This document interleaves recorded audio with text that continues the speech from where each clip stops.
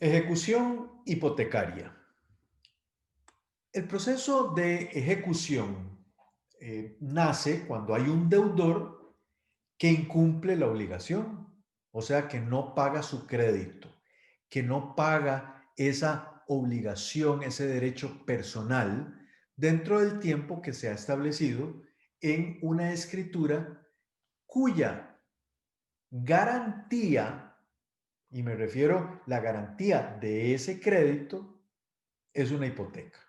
Entonces, en la escritura se nos establece la obligación y la garantía, que es la hipoteca. Si ese crédito no se paga, surge entonces para el acreedor la posibilidad de exigir el pago por medio de la vía judicial, que se conoce como ejecución hipotecaria. Debemos hacer algunas consideraciones sobre el proceso de ejecución hipotecaria. Se constituye como el proceso que tiene por fin la efectividad de los derechos de crédito. Al existir un crédito que se incumple, es a través del proceso de ejecución hipotecaria donde se va a hacer ese crédito efectivo. Busca garantizar el crédito que se ha constituido, el cual se le conoce como un crédito hipotecario o incluso a nivel práctico se le conoce como la hipoteca. Y se establece cuando el acreedor persigue un bien o una cosa inmueble dada en garantía a su favor. El proceso de ejecución se establecen obligaciones reales que no necesitan de la declaración de ejecutividad del juez. Hay ciertos documentos que el juez debe primero declarar que son ejecutivos. En este caso, cuando se habla de hipotecas o de cédulas hipotecarias, estamos hablando de títulos de ejecución directa. O sea, que por existir la hipoteca, existe la deuda. Y lo que hay que hacer es efectivo el privilegio de pago sobre lo que se ha grabado, sobre lo que está respondiendo. Y por supuesto, también a propósito de estos documentos, pueden hacerse efectivas las garantías personales cuando correspondan, por ejemplo, en las hipotecas, no así en las cédulas hipotecarias. Por supuesto que estas garantías personales van a establecerse exclusivamente en caso de que exista un saldo en descubierto. Es importante mencionar que en un corto periodo de años se han presentado diferentes tipos de procesos de ejecución hipotecaria en Costa Rica. Antes del 2008 teníamos el Código Procesal Civil y por supuesto antes del Código Procesal Civil teníamos el Código de Procedimientos Civiles, pero para no irnos muy lejos, antes del 2008 se trabajaba en el entonces Código Procesal Civil, donde se tramitaba como procesos independientes la ejecución hipotecaria y prendaria y se exigía la renuncia del trámite de juicio ejecutivo para todas las hipotecas. Entre el año 2008 y el 2016 se trabaja con la ley de cobro judicial en todo lo que corresponde a este tipo de procesos y en forma subsidiaria o aleatoria se va a utilizar el Código Procesal Civil en caso de que no estuviese algo contemplado en la ley de cobro judicial. Esta ley unifica los procesos hipotecarios y prendarios mediante lo que se conoce como un proceso monitorio ejecutivo. Y a partir del año 2017 se aprueba en Costa Rica el nuevo Código Procesal Civil, en donde lo que se hace es instaurar el capítulo quinto, el título tercero, toda la regulación respecto al procedimiento de ejecución hipotecaria, que es el que estamos analizando en este momento. El procedimiento de ejecución hipotecaria tiene varias etapas. Tenemos una etapa de demanda, para lo cual recomiendo estudiar el artículo 35 en relación con el artículo 167 y concordantes del Código Procesal Civil. Una vez presentada la demanda con los requisitos que establece la ley, a efectos de dársele curso, hay una resolución inicial, para lo cual es importante que vean también el artículo 167 y concordantes, hasta llegar al proceso de remate, o sea, a la venta judicial, para efectos de hacer efectivo pago de lo que se adeuda de la obligación. En este sentido, artículo 154 a 165 del CPC o del Código Procesal Civil. Una vez que se ha llevado a cabo el remate, pues entonces alguien se habrá adjudicado el bien, para lo cual tiene que haber entonces un procedimiento de inscripción registral del adquirente o el nuevo dueño. Pero veamos cada una de estas etapas. Primero, ¿ante quién presento la demanda? ¿Cuál es la competencia? Aquí no estamos hablando de un proceso en donde se tenga que estimar la demanda, porque son de conocimiento de juzgados especializados de cobro judicial. Y solo en caso de que no existan en alguna parte del país esos juzgados especializados, entonces se rige por la cuantía. Y en cuanto al territorio, yo me inclino siempre porque la competencia debería ser la del tribunal del lugar donde se encuentra el bien. Sin embargo, como hay una obligación, digámoslo así, mixta, en donde tenemos la parte real sobre el inmueble, pero también está la obligación, entonces, al existir una obligación en la cual podrían haber saldos en descubierto y podrían embargarse otros bienes o podrían embargarse bienes de fiadores o garantes, entonces queda a elección del actor el juzgado o tribunal donde se va a llevar a cabo. Es mi criterio que debería ser donde se encuentra la propiedad más que donde se encuentra el domicilio del demandado. En cuanto a la demanda, esta debe incluir los documentos en que se funde la ejecución. Entonces, en tratándose de cédulas hipotecarias, debe presentarse la cédula. Cuando hay cupones de intereses, deben presentarse esos cupones de intereses. Y si es una hipoteca, entonces debe presentarse una certificación de la hipoteca emitida por el Registro Nacional. Y por supuesto, estos son los documentos base de la demanda. Pero además de estos documentos, hay que presentar una certificación de propiedad para determinar que en efecto la propiedad existe y que ahí está la hipoteca debidamente anotada, pero también para conocer si existen otros anotantes o existen otras hipotecas de grado superior o de grado inferior.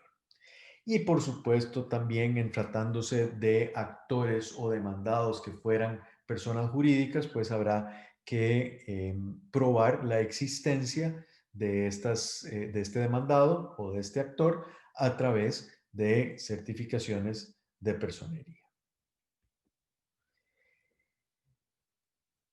También debemos recordar que existe la posibilidad de la hipoteca por consentimiento, o sea que si lo que se está ejecutando es una hipoteca en cuyo caso el deudor es diferente al propietario, es necesaria la litis consorcio pasivo.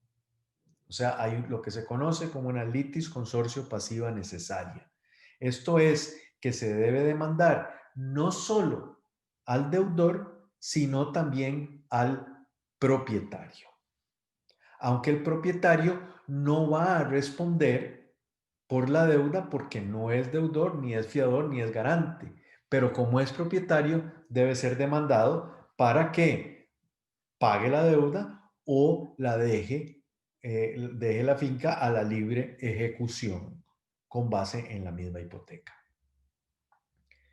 También desde un principio debe demandarse a los fiadores o garantes, y esto es porque en una obligación podría existir como garantía una hipoteca, pero como garantías adicionales pueden haber fiadores. En caso de que los haya, es muy importante, porque así además lo exige la jurisprudencia, que se demande desde un inicio a esos fiadores. Por supuesto que lo primero que se va a hacer es rematar la finca, pero en el supuesto de que haya un saldo en descubierto, o sea, que con el remate de la finca no alcance a pagar todo lo adeudado, entonces se podrá atacar el patrimonio del deudor, pero también de los fiadores. Y esta es la razón por la cual los fiadores deben ser demandados desde un inicio. Me gustaría que repasaran la resolución 1435 del 24 de agosto del 2018 de la Sala Segunda de la Corte Suprema de Justicia de Costa Rica, donde en lo que más interesa dice: la ejecución hipotecaria podrá establecerse contra los garantes y fiadores, pero la responsabilidad de estos se limitará al saldo en descubierto. No obstante, deberá demandárseles desde el inicio del proceso. La parte que me interesa resaltar de la resolución: ser puntual en que en la demanda se va a establecer no solo en contra del deudor, sino del propietario y los fiadores o garantes. El escrito inicial debe contener el nombre y las calidades de las partes, breve relación de hechos, y digo breve, ¿por qué? Porque lo que hay que decir es: el día tal, fulano de tal, se constituye en deudor, por las razones que sea, no ha cumplido por A, B o C, o sea, lo que hay que decir es qué es lo que no ha pagado o qué es lo que no ha cumplido, y básicamente esa es la relación de hechos. Pero, como en toda demanda, tiene que tener un fundamento legal. ¿Cuál es la pretensión? O sea, que se pague la deuda y que se saque entonces a remate la finca a efectos de poder hacer el efectivo pago. La estimación: toda demanda debe ser estimada, que se estima usualmente en el monto adeudado más los intereses más el 50% de ley. El medio para atender notificaciones, que actualmente se está haciendo casi siempre por correo electrónico. Y, muy importante, el lugar y la forma para efectos de notificar a la parte demandada. Debemos resaltar que en los procesos de ejecución no se dicta sentencia, precisamente porque existe un privilegio, que es la hipoteca, y entonces lo que se hace es solicitar el remate de los bienes dados en garantía, solicitud que se hace en la demanda y que en la resolución en que da curso se va a establecer hora y fecha de precisamente de ese remate. Entonces, si se cumple con todos los requisitos de una demanda, viene la resolución inicial, la resolución que da curso a la demanda. Y debe establecerse dos cosas. Por un lado, una orden de remate.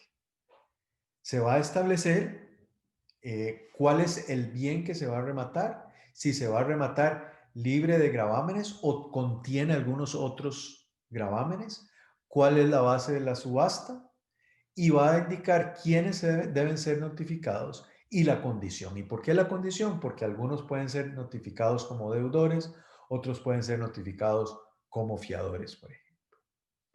También se puede solicitar la anotación de la demanda en el registro, de tal manera que la parte actora pague los timbres que corresponden, y además de que en el registro va a existir ya la hipoteca anotada, se va a anotar que existe una demanda que está en proceso de ejecución. Con esto se da curso y se pasa a notificar al demandado, quien puede plantear una oposición, por supuesto sustentada en prueba documental. que es lo que tiene lógica. Pero usualmente lo único que va a pegar como una posible oposición es pago total o parcial o prescripción. Sin embargo, repito, la ley autoriza a que haya una oposición. El artículo 168 del Código Procesal Civil dice, en lo que interesa, en los procesos de ejecución hipotecaria y prendaria, solo se admitirá oposición referida a falta de exigibilidad, pago o prescripción. O sea que el título no es exigible porque no es una hipoteca, digamos, o porque ya se pagó, o porque se hizo un pago parcial y se está demandando más, o porque está prescrito. Todo esto tiene que ser demostrado con documentación. Y hay 5 días para oponerse. Para dilucidar la oposición, se sigue el procedimiento incidental, pero importante señalar que no se suspende el remate. Sin embargo, si hubo oposición, se lleva a cabo el remate y si alguien se adjudica, no se va a hacer la aprobación final, sino hasta que se resuelva esa oposición. Si es declarada infundada o no hay oposición, entonces pues sí se aprobaría el remate.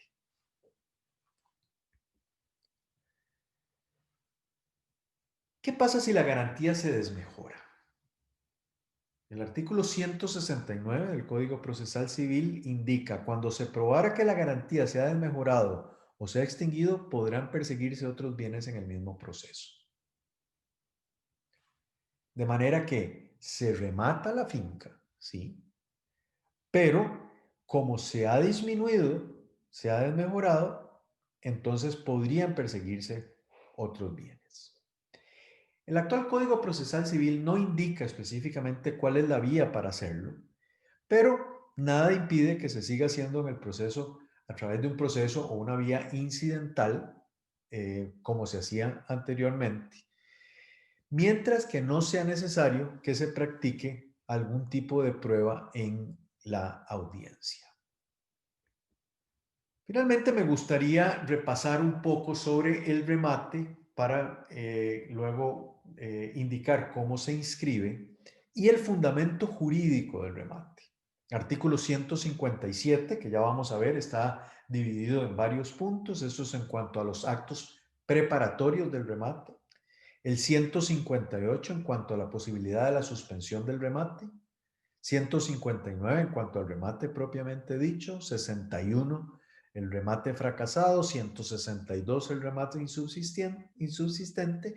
Para finalizar con el 163, que es la aprobación, protocolización, cancelación de gravámenes y entrega del bien.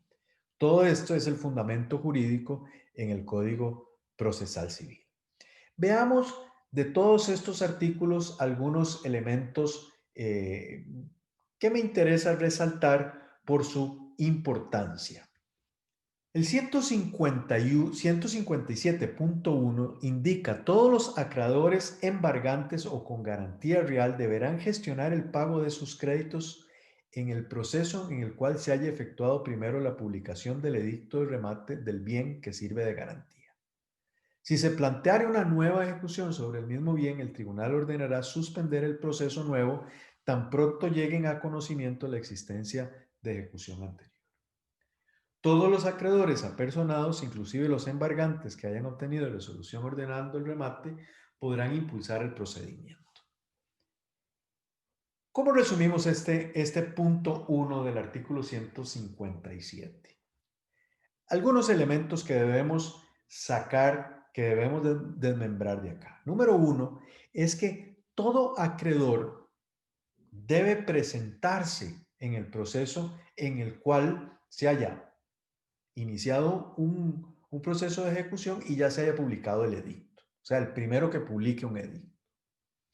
Edicto que es necesario publicar, que es parte de los actos preparatorios de un remate, a efectos precisamente de llamar a esos acreedores embargantes o con garantía real.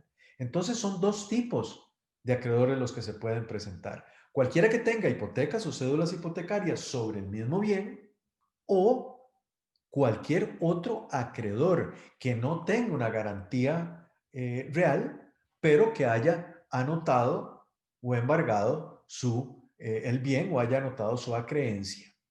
Y todos estos se deben presentar a efectos de hacer valer sus derechos, de tal manera que si, por ejemplo, se estuviese rematando una hipoteca de segundo grado, pues el de primer grado, porque tiene el primer grado, va a tener prevalencia en un remate y probablemente se va a rematar con esa hipoteca, pero tal vez si hay de tercero o cuarto grado, tal vez ellos haya que pagarles algo de igual manera a los acreedores en caso de que sobrara dinero.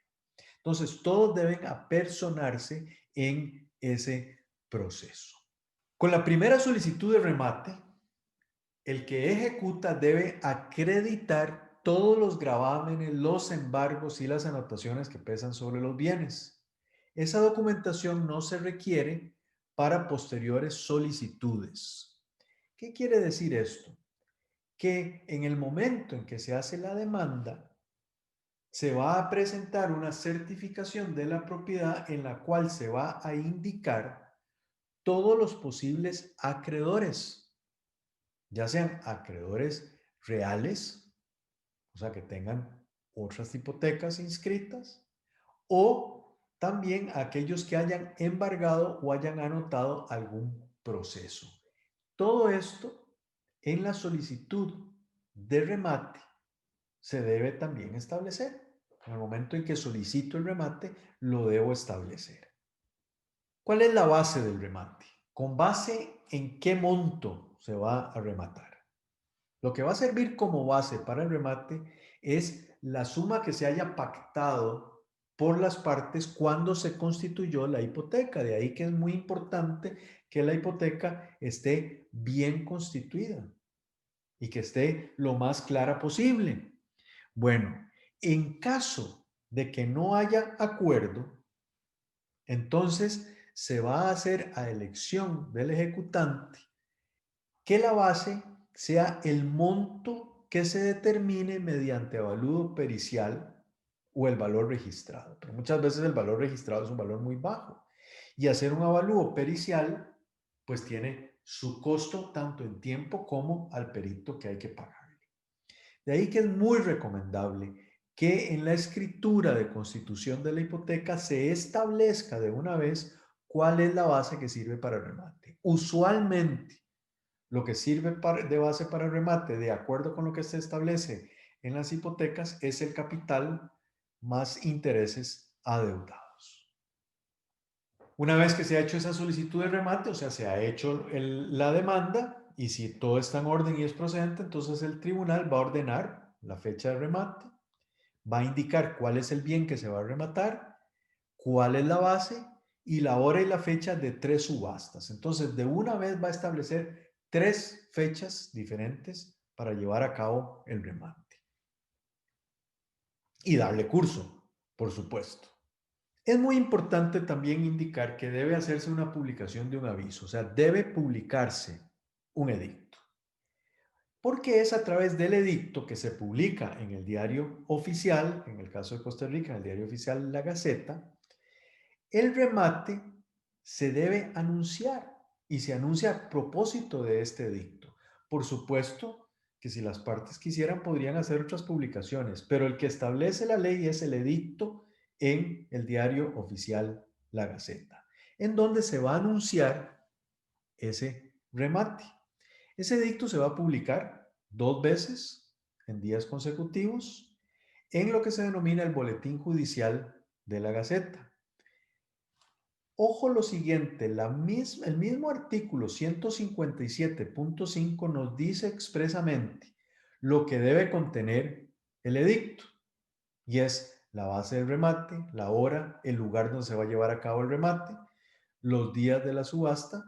Si se trata de muebles, el edicto además debe establecer una descripción de cuáles son los muebles. Si se trata de inmuebles, pues debe indicar cuáles son los datos de inscripción en el registro público de la propiedad para efectos de que cualquier interesado pues lo pueda estudiar. Y en todos los casos se va a consignar los gravámenes que afectan el bien para determinar que quién se lo adjudica, si se lo va a adjudicar con esos gravámenes o más bien para que también esto sirva de publicidad a efectos de llamar a cualquier posible acreedor que tenga esos gravámenes a su favor.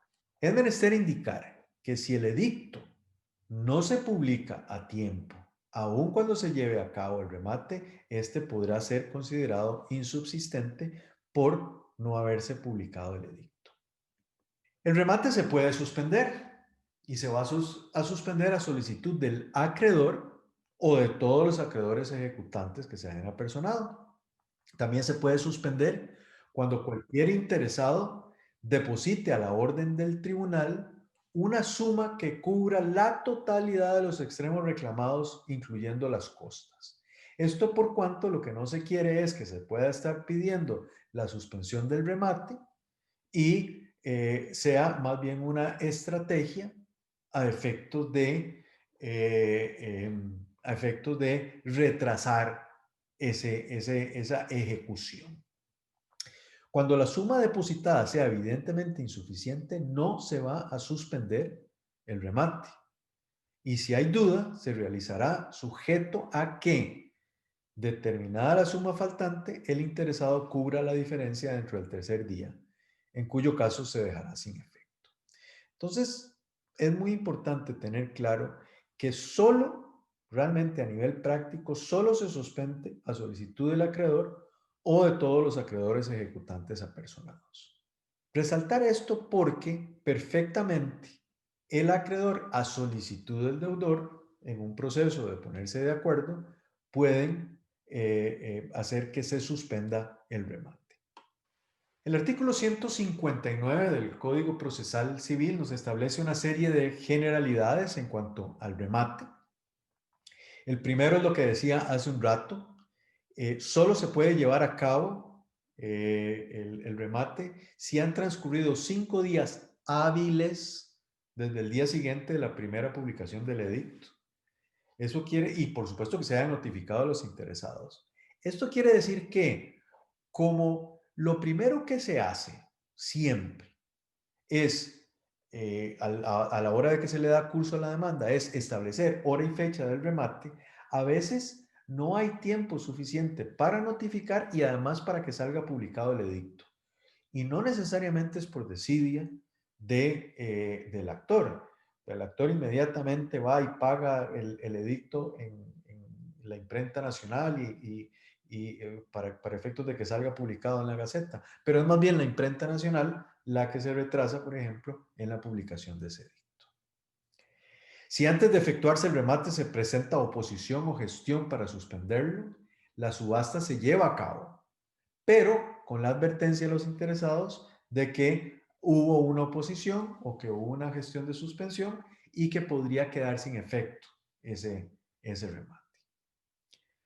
El remate es presidido por un rematador o por un auxiliar judicial sin perjuicio de la intervención del juez.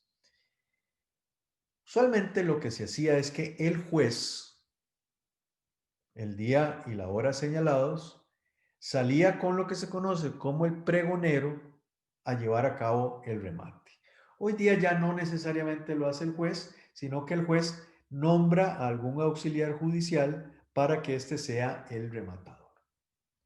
El día y la fecha, perdón, la fecha y la hora en que se ha señalado, sale un pregonero que anuncia, sale, me refiero que físicamente sale del juzgado, anuncia el remate y esto lo anuncia leyendo el edicto en voz alta. Y quien preside, que es ese rematador, va a poner en conocimiento de los asistentes las posturas y las mejoras que se hagan. ¿Qué quiere decir esto? Que quien se presenta a efectos de ofrecer, comprar el bien en la subasta, debe primero haberse apersonado y haber hecho el depósito correspondiente en los casos en que así sea necesario. Entonces ya vamos a tener quiénes son los posibles postores y por supuesto el mismo acreedor podrá hacerlo. Entonces se hace el anuncio y dice la base es de tanto, alguien que ofrezca más y ahí empieza el juego, en donde si hay varios postores, pues van pidiendo, ofreciendo más bien un monto más elevado. En caso de que alguien se lo adjudique, entonces se da por terminado el acto, por ser la última postura, y se adjudica el bien a ese mejor postor. Y no se van a admitir ofertas que no cubran la base que corresponde. En caso de que no hubiesen postores, entonces se va al segundo remate o incluso al tercer remate. Quien adquiere los bienes mediante remate lo hace bajo su riesgo en cuanto a la situación, estado y condición en que se encuentra el bien. Les decía que el postor para participar debe hacer un depósito. Este depósito es del 50% de la base, depósito que se hace en efectivo mediante un entero a la orden del tribunal en, en la cuenta del tribunal, o también se puede establecer a través de un cheque certificado de un banco costarricense y cualquier otro mecanismo tecnológico que se pueda autorizar por el tribunal correspondiente.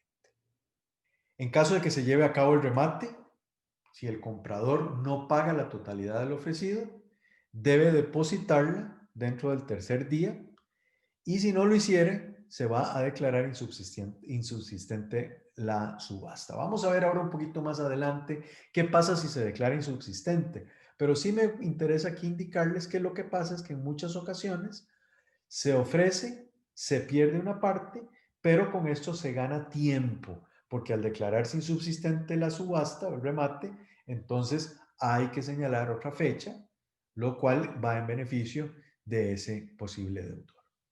No omito indicar que de todo lo que se va llevando a cabo, o sea, todo el proceso del remate, se va a levantar un acta, la cual se va a firmar por quien presidió, que es esa persona que remata o el juez, por el adquirente y por las partes y los abogados que están presentes en el remate.